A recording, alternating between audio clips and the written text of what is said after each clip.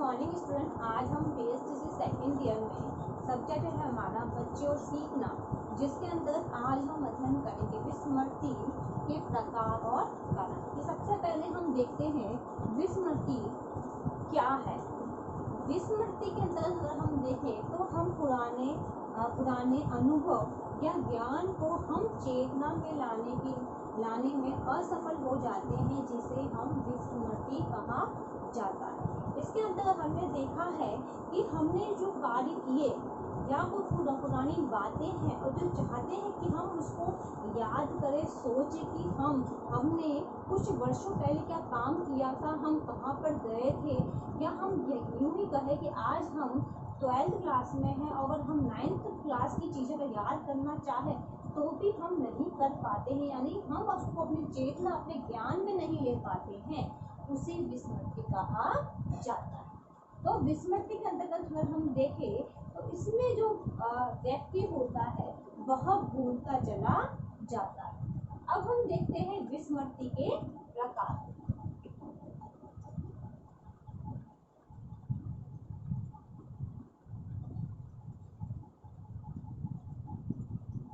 विस्मृति के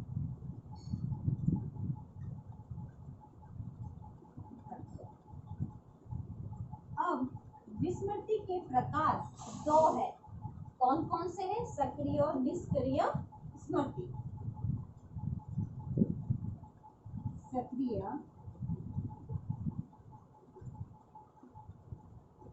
विस्मृति, दूसरा है निष्क्रिय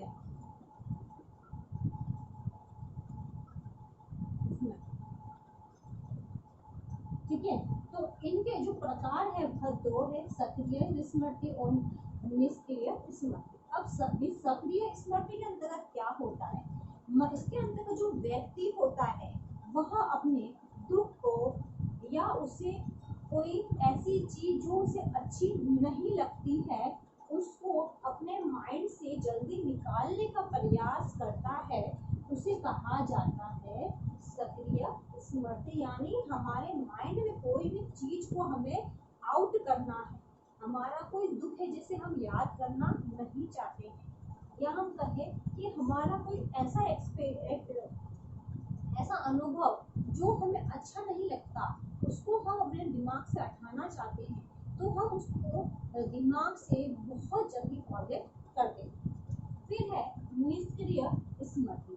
निष्क्रिय स्मृति के अंतर्गत हमने देखा है कि जो मानव होता है उसका भूलने का स्वभाव होता है, और हम देखते हैं कि बहुत सी चीजें होती है जिसमें व्यक्ति भूलता चला जाता है। ऐसी विस्मृति को निष्क्रिय स्मृति कहा जाता है, क्योंकि हमने देखा है कि निष्क्रिय स्मृति में बिना किसी प्रयास के हम बातों को भूल जाते हैं। किसी किसी की मेमोरी ऐसी होती है कि हम कितना भी अच्छा पढ़ ले या किसी चीज को याद कर ले, पर हमारे दिमाग से ऑटोमेटिक वो चीज चली जाती है, जिसे कहा जाता है निष्क्रिय स्मृति। तो हमने देखा कि विस्मृति के प्रकार दो थे, सक्रिय विस्मृति, निष्क्रिय स्मृति। अब हम देखते हैं इसके कारण कौन कौन से हैं। तो इनके कारण को भी दो भागों में बांटा है।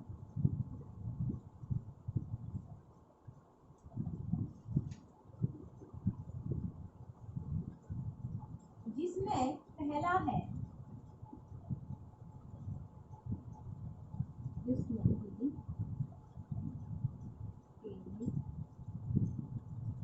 कारण।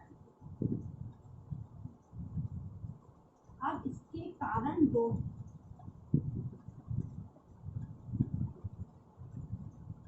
सैद्धांतिक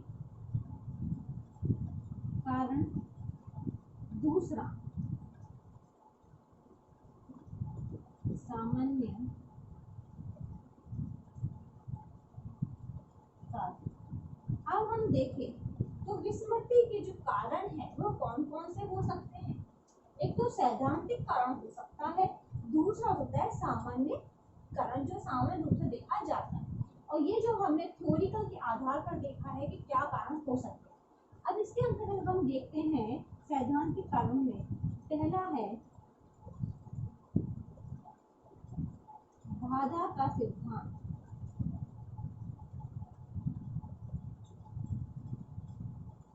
अब बाधा के सिद्धांत में क्या आता है, इसमें हमने देखा है कि जब हम किसी भी विषय वस्तु को याद करते हैं, पहली विषय वस्तु को याद करा, दूसरी विषय वस्तु को याद करना चाहा, तो हम पहली विषय वस्तु को भूल जाते हैं, यानी उसमें हमारी कठिनाइयां बाधा उत्पन्न हो जाती है।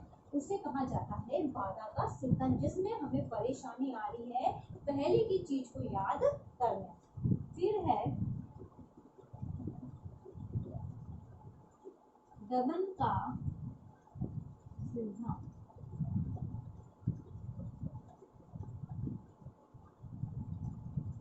अब हम देखें कि दमन का सिद्धांत में क्या होता है। दमन के सिद्धांत में देखा गया है कि इसमें जो दुख की स्मृति होती है, जो हमें परेशान दुख देती है या परेशान करती है, ऐसी स्मृति को हम निकाल देते हैं और हम अच्छी नवीन जो स्मृति है उसको स्थान देते हैं, उसे हम करते हैं, उसको हम दमन करते रहते हैं, तो उसे कहा जाता है दमन का सिद्धांत, जिसमें हम पुरानी और अप्रिय चीजों को निकाल कर नई चीजों को ऐड करना दमन का सिद्धांत कहलाता है। फिर नेक्स्ट है अभ्यास का सिद्धांत।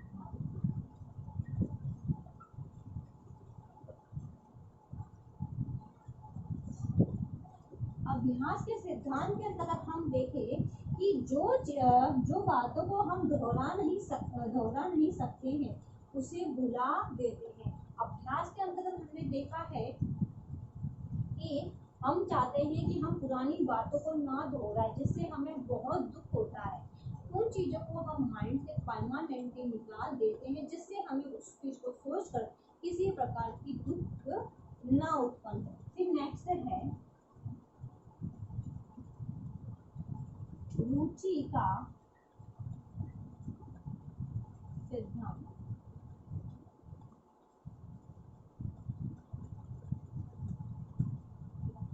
अब रुचि के सिद्धांत के अंतर्गत देखें कि जो बातें हैं जो हमारी रुचि के अकॉर्डिंग नहीं होती है, उन्हें हम शीघ्र भुला देते हैं और हम जो स्मृति होती है वो रुचि पर ही निर्भर करती है। यानी हमने देखा है हम उस मेमोरी को याद ज्यादा करते हैं जिसमें हमारी रुचि होती है, जो हमें अच्छी लगती है। जिस काम में हमारी रुचि नहीं है उस स्मृति को हम शीघ्र भुला देते हैं, उसे कहा जाता है रुचि का सिद्धांत। अब हम देखते हैं सामान्य कारण, जिसमें पहला है समय का प्रभाव।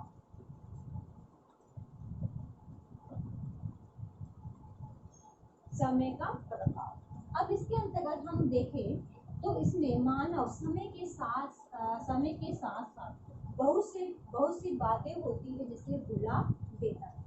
हमने देखा है कोई व्यक्ति है, उसके घर में किसी प्रकार की, चाहे पैसों को लेकर किसी प्रकार की प्रॉब्लम आती है, यानी वो कुछ वर्ष पहले बहुत गरीब था, आज की कंडीशन उसकी बहुत अच्छी है, तो हमने देखा है कि समय के साथ साथ व्यक्ति अपनी पुरानी चीजों को भुला देता है। समय के साथ साथ सब परिस्थितियां अच्छी होने लग जाती है और वह उन चीजों को भूलता चला जाता है। फिर है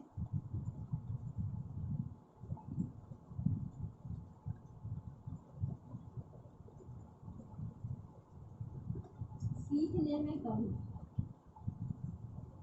अब हम देखते हैं कि सीखने में कमी, यानी हम जिस विषय वस्तु को अच्छे से सीख नहीं पाते उसे हम भुला देते हैं। हमें मैथ के क्वेश्चंस करने हैं और हमें लगता है कि इस विषय वस्तु को तो हम कर ही नहीं पाएंगे, मुझे करनी नहीं है, मुझे बहुत टफ करता है, तो मैं क्या करूँ, उस क्वेश्चन को करना ही छोड़ दूँ, उस विषय वस्तु को हम छोड़ देते हैं। फिर है मानसिक भावना। इसके अंतर्गत हम देखते हैं कि मस्तिष्क पर, यानी हमारे माइंड पर अधिक चोट लगने पर भी हम कुछ चीजें ऐसी होती है जिन्हें हम भुला एक है, उसे कहते हैं मानसिक आघात। फिर है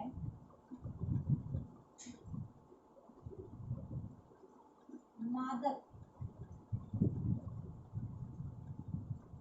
वस्तुओं का प्रयोग। अब इसके अंतर्गत हमने देखा है कि जो व्यक्ति मादक चीजों का सेवन करता है उसकी स्मृति धीरे धीरे कम होती चली जाती है, उसकी बुद्धि कम हो जाती है, जिसके अंतर्गत हमने देखा है कि उसका जो माइंड होता है सही से कार्य नहीं करता, उल्टी सीधी बातें करने लग जाता है। तो ये था सामान्य कारण, यानी हमने विस्मृति के अंतर्गत देखा सैद्धांतिक कारण और सामान्य कारण। अब इससे संबंधित आज का आपका होमवर्क है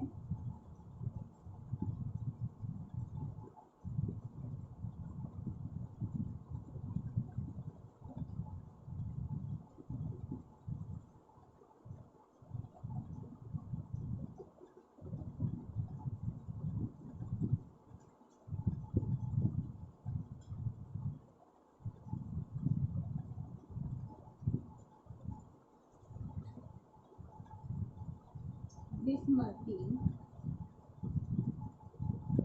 के प्रकार व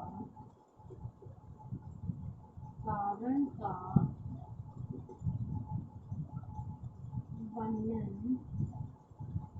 कीजिए। विस्मृति के प्रकारों और कारण का वर्णन कीजिए।